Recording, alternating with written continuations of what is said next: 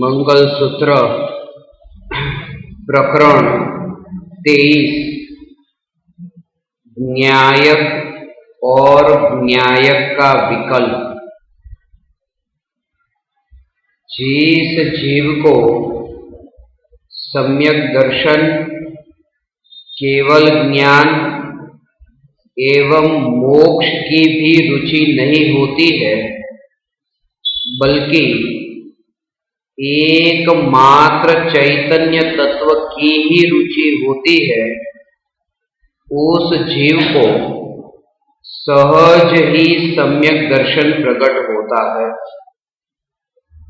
हाजिर न्यायक का विचार न करके गैर हाजिर सम्यक दर्शन के विचारों में उलझना हाजिर न्यायक का अनादर है। तत्व विचार करने पर भी जीव आत्मानुभूति से वंचित रह जाता है। राग रूप विकल्प में उपादेय बुद्धि होने के कारण आत्मा की पर्याय साक्षात आत्मद्रव्य का अनुभव नहीं करती है।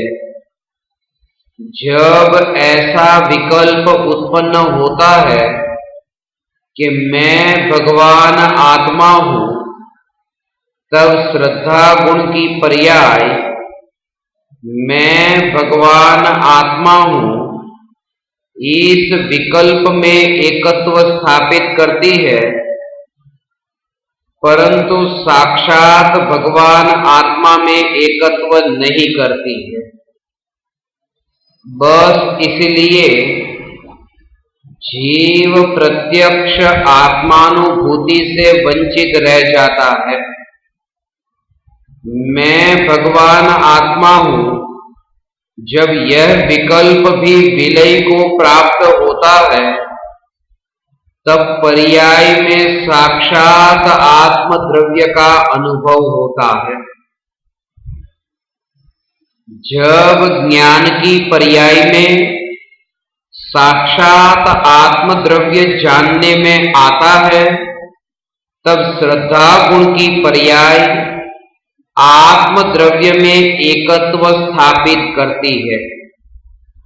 तभी चारित्र गुण की पर्याय आत्मद्रव्य में स्थिर होती है। याद रहे, सम्यक ज्ञान आत्मा की श्रद्धा गुण की शुद्ध पर्याय है। सम्यक दर्शन आत्मा के श्रद्धा गुण की शुद्ध पर्याय है। सम्यक चारित्र आत्मा की चारित्र गुण की शुद्ध पर्याय है।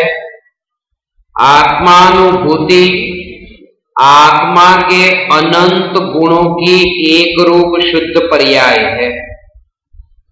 यदि कोई व्यक्ति धन में से सुख बुद्धि नहीं छोड़ता है, उसका कारण यह नहीं है कि उसे धन के रूप रंग से प्रेम है।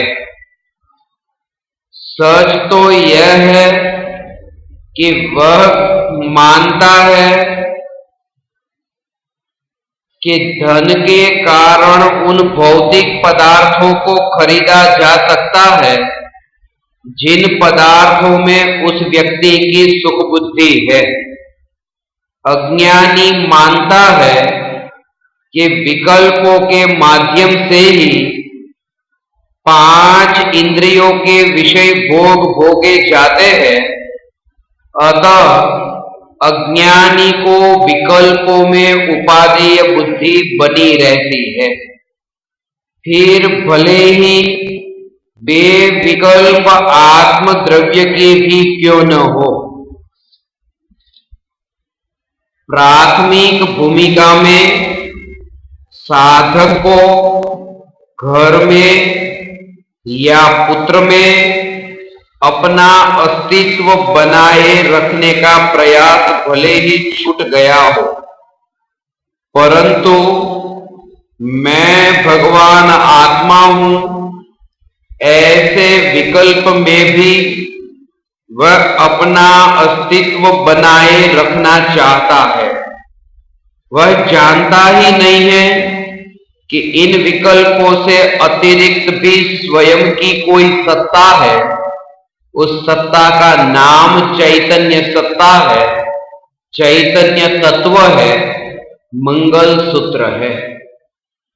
विषय भोगों की असारता का बोध हुए बिना विकल्पों को विराम मिलना असंभव है।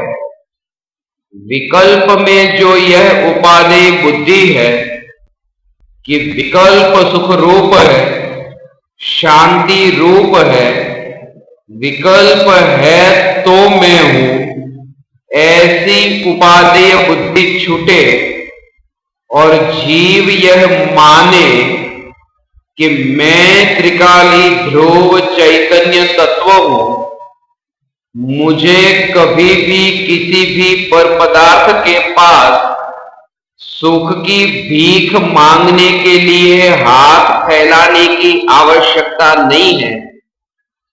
निर्विकल्प आत्मानुभूति में एक समय के लिए जो चैतन्य परमात्मा अनुभव में आया और अगले समय यदि यह विकल्प भी आए कि ऐसा भगवान आत्मा हमेशा अनुभव में आता रहे, बस इस विकल्प से ही निर्विकल्प आत्मानुभव छूट जाता है।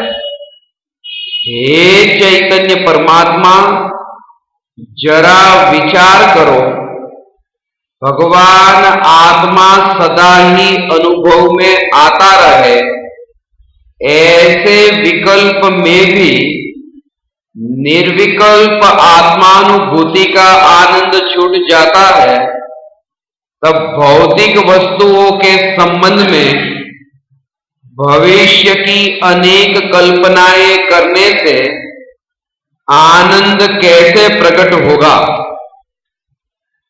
मन तो सदा ही भूत और भविष्य में ही डूबा रहता है।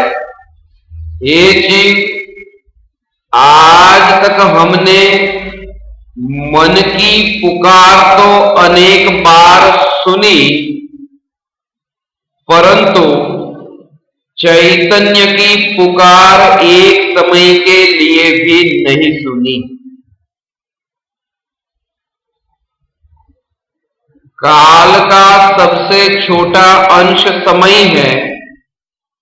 समय इतना सूक्ष्म है कि वर्तमान में हमें ज्ञान में समझ में भी नहीं आता है।